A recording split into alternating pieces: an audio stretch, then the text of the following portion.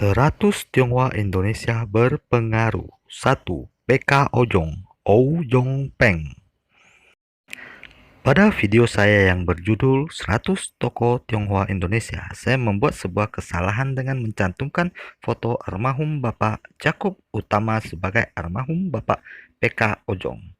Jadi sebagai permintaan maaf, saya akan membuka seri video 100 Tionghoa Indonesia berpengaruh dengan membahas almarhum Bapak PK Ojong, salah satu tokoh yang memajukan dunia pendidikan dan media melalui perusahaan Kompas Gramedianya yang telah terkenal di seluruh penjuru negeri ini.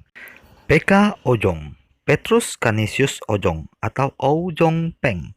PK Ojong Petrus Canisius Ojong atau Ojong Peng lahir di Bukit Tinggi, Sumatera Barat 25 Juli 1920 dan meninggal di Jakarta 31 Mei 1980 pada usia 59 tahun. Sebagian besar dari kita tentu cukup familiar dengan perusahaan Kompas Gramedia, sebuah perusahaan media yang sangat terkenal dengan buku-buku terbitannya yang telah ikut mengiringi bangsa Indonesia sejak tahun 1963 hingga saat ini menuju bangsa yang semakin cerdas dan maju. Dan tokoh di balik berdirinya perusahaan yang luar biasa ini adalah almarhum Bapak PK Ojong, seorang guru, wartawan, dan pengusaha yang sukses. Beliau mendirikan perusahaan Kompas Gramedia bersama almarhum Bapak Jakob Utama. Jujur, saya memiliki cerita tersendiri dengan Kompas Gramedia dan toko buku Kompas Gramedia. Sejak kecil saya sangat suka datang membaca buku gratis di toko buku Gramedia, tempat di mana saya mendapat banyak pengetahuan dengan pendidikan saya yang minim.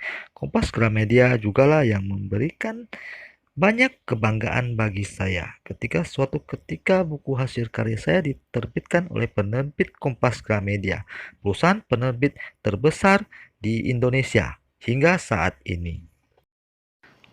Bapak atau ayah dari Bapak Petrus Canisius Ojong atau Ou Jong Peng, begitulah nama kelahiran dari Bapak Petrus Canisius Ojong.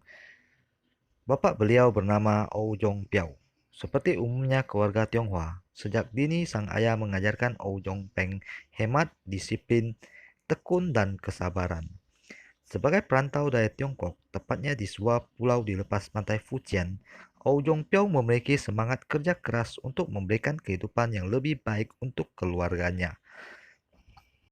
Dengan segala kerja kerasnya, di kemudian hari Ou Jong Piao membangun usaha tembakau di Payakumbuh, Sumatera Barat, dan menghidupi keluarga besarnya, 2 istri, 11 anak. Dan Bapak PK Ojong adalah anak sulung dari istri kedua Ou Jong Piao. Kehidupan masa kecil Ou Jong Peng cukup baik. Ayahnya termasuk pengusaha sukses di Payakumbuh. Sejak kecil, PK Ojong atau Ou Jong Peng dikenal sebagai pribadi yang sederhana, jujur, bertanggung jawab, dan pandai mengolah keuangan. Beliau tidak suka dengan pesta pora yang hanya menghamburkan uang, namun selalu ringan tangan membantu menyumbang pada mereka yang membutuhkan.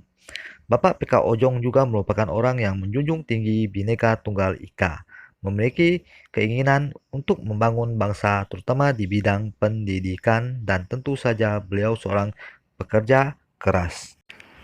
Bapak PK Ojong pernah bersekolah di HCS Payakumbuh, kemudian pindah ke HCS Kota Padang, kemudian ke sekolah HCK yang merupakan sekolah guru. Ia terkenal sebagai siswa yang tekun dan serius. Pada tahun 1951, beliau menempuh pendidikan tinggi di Fakultas Hukum Universitas Indonesia. Bapak PK Ojong mengawali karir sebagai guru di SD Budi Mulia Mangga Besar. Antara tahun 1946 hingga tahun 1951, PK Ojong atau Ou Jong Peng merupakan anggota direksi Surat Kabar Harian Kengpo dan Surat Kabar Mingguan Stark Weekly. PK Ojong juga merupakan anggota Badan Pimpinan Pusat Partai Katolik, bendahara pengurus penerbit Surat Kabar, bendahara Yayasan Indonesia yang menerbitkan majalah Horizon, bendahara Lingkar Seni Jakarta, dan banyak lagi. Puncaknya di tahun 1963, bersama Bapak Jakob Utama, beliau mendirikan majalah Intisari, cikal bakal harian Kompas. Dari tahun 1970 hingga akhir hayat, Bapak PK Ojong merupakan pimpinan umum PT Gramedia. Karya-karya beliau melalui Kompas Gramedia telah membantu mencerdaskan dan membangun bangsa ini. Namanya akan terus dikenang dan harum. Sebelum kita mengakhiri video ini, saya mohon maaf jika ada kesalahan informasi dan penyebutan dalam video ini. Saya juga mohon subscribe, like, dan share dari teman-teman. Kita berjumpa lagi di video selanjutnya. Ingat, jangan lupa subscribe, like, dan share. Kita bersama membangun channel ini.